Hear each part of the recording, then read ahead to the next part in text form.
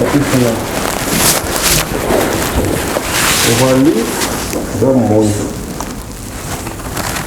Значит, вы обнаружили мать, когда пришли домой, да?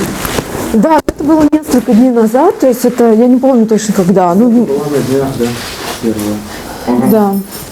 Вы увидели, что это надпись «Вали домой». Вали домой, шлюха. Шлюха. Так, какова была ваша реакция? Тут что написано?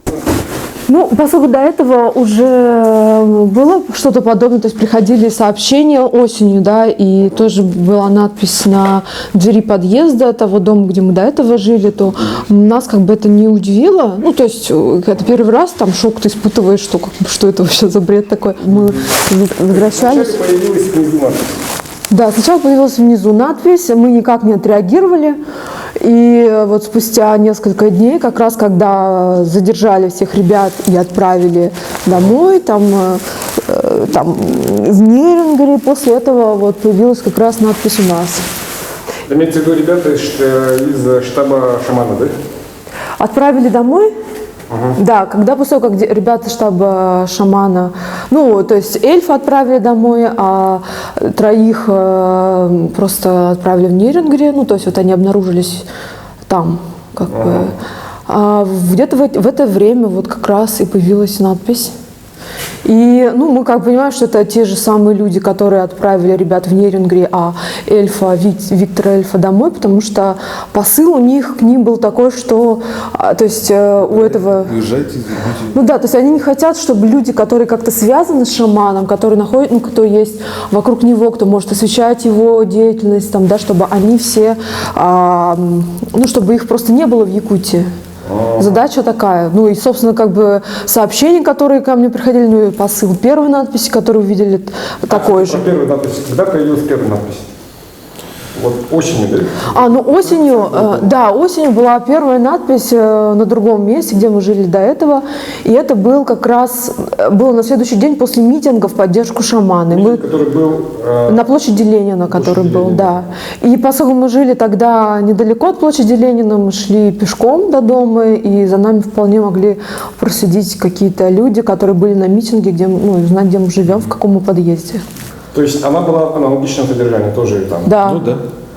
А после этого вы тогда... В это же время параллельно поступали угрозы и, ну, то есть сообщения от каких-то анонимных номеров, да, что тоже такого содержания, дескать, не надо тут уезжайте, не нужно освещать деятельность шамана, ну, вот такого плана. Несколько раз звонили осенью, да?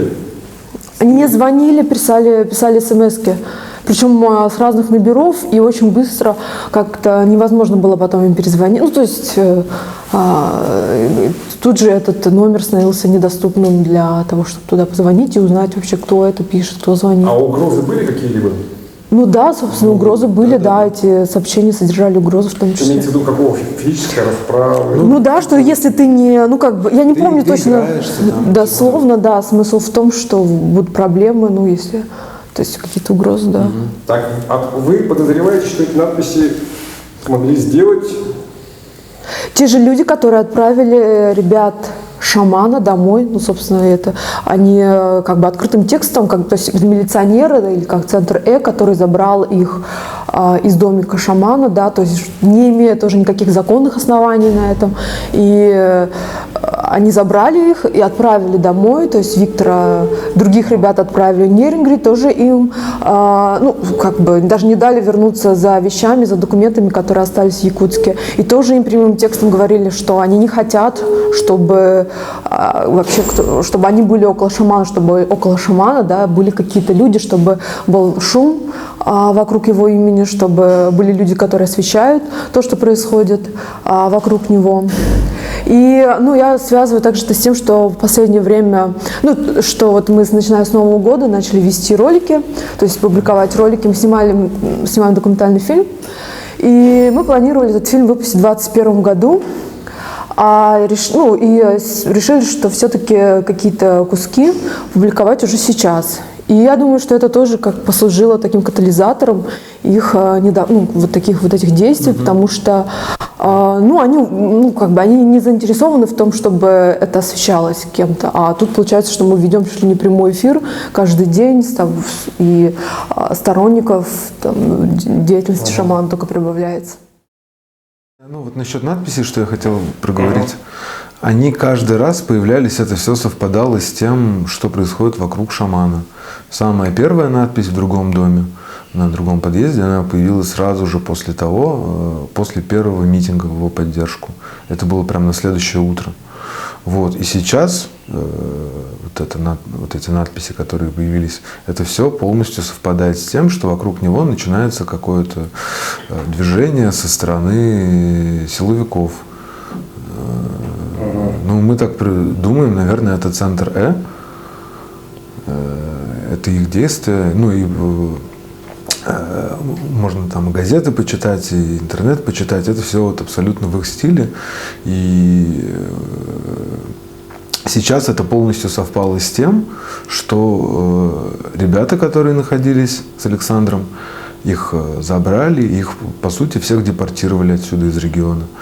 Вот. И главное, как я понял, посыл со стороны вот этих всех силовиков заключался в том, что уезжайте отсюда, сваливайте. И вот та надпись, которая есть на двери, она там недвусмысленно. Вали отсюда. Вот. Это такой посыл. То есть они не хотят, чтобы вокруг Александра чтобы к нему было приковано какое-то внимание. Да? Вот и все очень просто. И сейчас это тоже все абсолютно совпало. Мы надеемся на то, что все-таки, смотрите, абсолютно прозрачно, да, то есть тот же Виктор Эльф, который вышел из СИЗО, или где там его держали сутки, да, он вышел, и он, успел дать интервью, в котором он сказал, что на него оказывалось сильное психологическое давление, были угрозы, что проблемы могут быть не только у него, там, у его девушки, у его родителей, то есть оказывалось реальное психологическое давление, угрозы, и они говорили, что, то есть настаивали на том, чтобы он уехал из Якутска. И, то есть это был центр это были люди, которые занимаются делом Александра Кабышева. То есть он конкретно говорил, что... Он конкретно говорил это. А других 3 ребят, которых задержали, тоже абсолютно незаконно. То есть не было никаких законных оснований их задерживать, увозить, и тем более держать там 3 суток.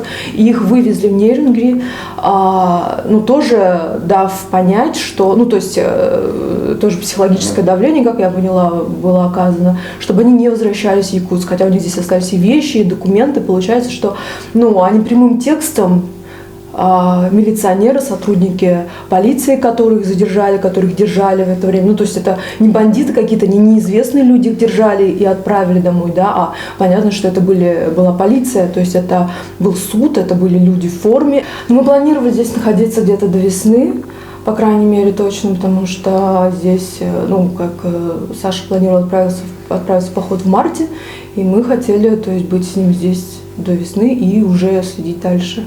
Сейчас шаман куда-то пропал, да? Угу. Да, никто не знает, где он.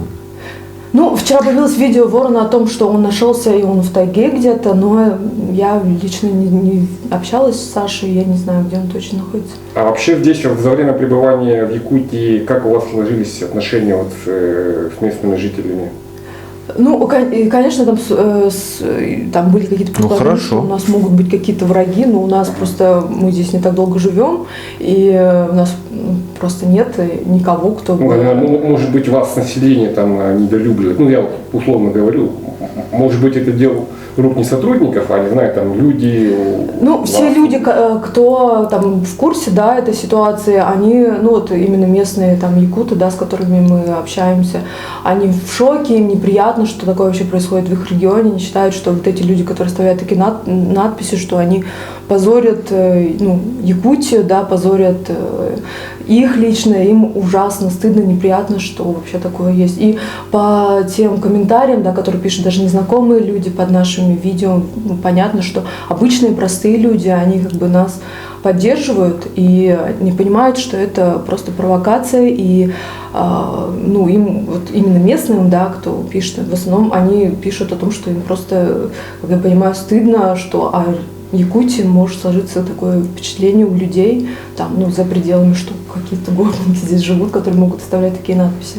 Сейчас мы продолжаем работать, то есть у нас вот весной, в марте мы едем в Прагу, наш проект, как бы наш фильм отобрали для ну, заинтересовалось международное сообщество кинематографическое. У нас будет большой форум, большой питчинг, на котором мы будем искать инвесторов, то есть телеканалы. Ну, это будет большой международный...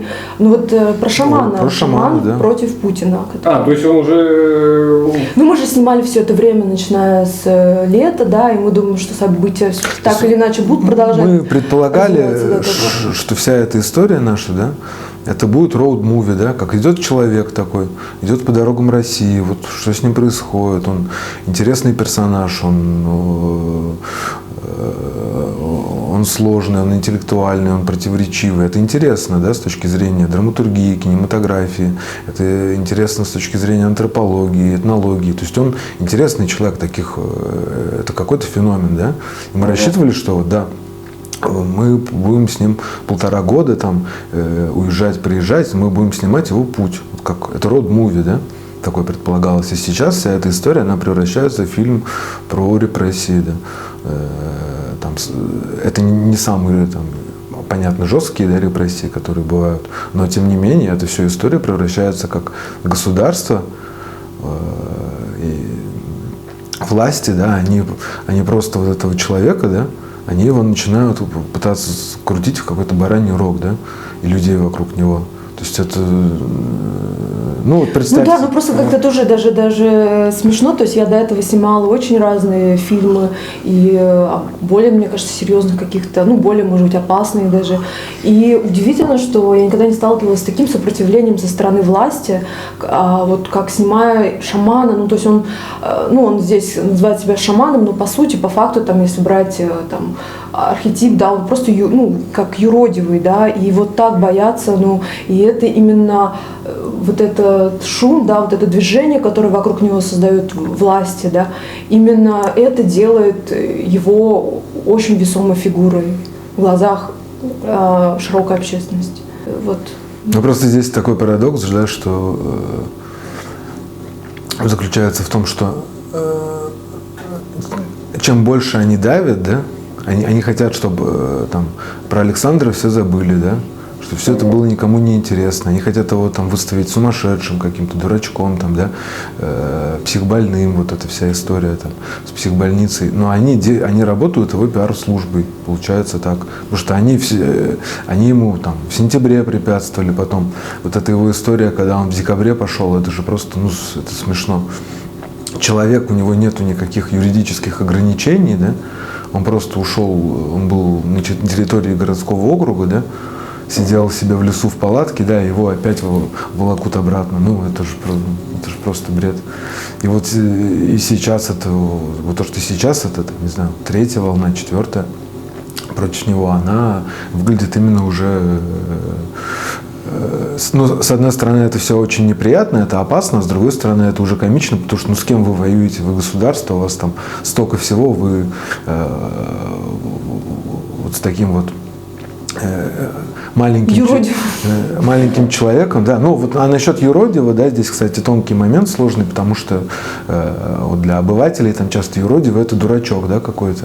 А Александр, он гораздо сложнее, и он вот в категориях там русской средневековой культуры, он божий человек, он на самом деле это, мне кажется, таких людей очень опасно обижать. Россия очень суеверная, да, а Якутия, мне кажется, как-то еще по-своему еще более суеверная. И интересно, что вот эти эшники, которые допрашивали ребят, когда их задержали, что они даже боялись говорить, что Саша шаман, то есть они понимают, что если он настоящий шаман, то есть, ну, как бы в местном представлении же нельзя трогать шаманов, колдунов, там, юродивых, да, потому что это как бы большой, ну, потому что он же ничего им не сделал плохого, он их никак не обидел, а они его, получается, начинают обижать, и это может иметь как в кармическом плане какие-то серьезные последствия. Ну, то есть это такой менталитет, мне кажется, местных, в том числе вот этих спецслужб, такой мистический.